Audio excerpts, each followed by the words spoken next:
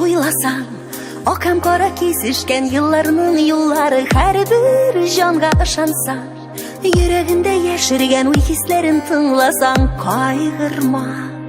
Кәефең, шатлыгың, канатлы хыялың тәнеңә көч-куәт бирер, табылыр бер чара, бер мәлгә булса да.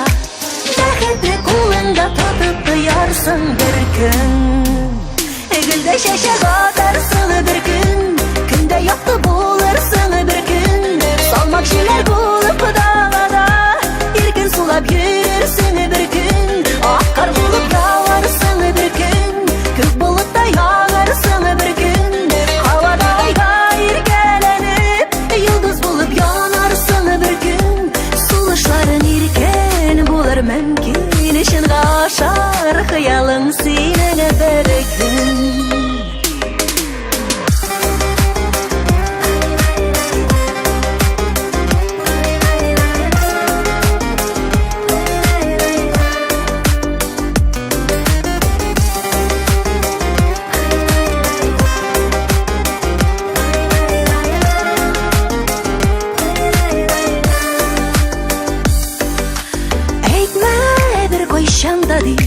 Dünya tara eğlenip kimler yürümez söylenip, sen ana karama. Bugün durmuş yarala, kileşegin yanara görersen. Keyifin, şatlığın, kanatlı hıyalın tənine güç-kuvvet birir, tabılır bir şara, bir melge bulsa da.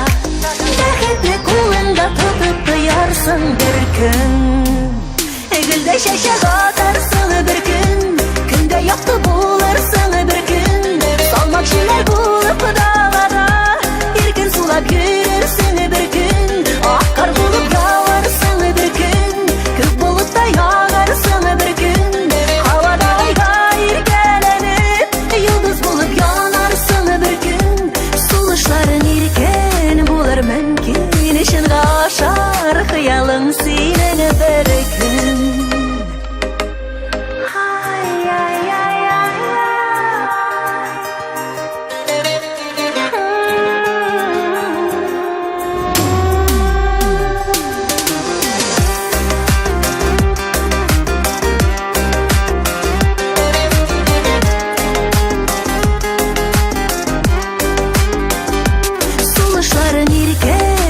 Mümkün, çınga aşar hıялың синең бер көн.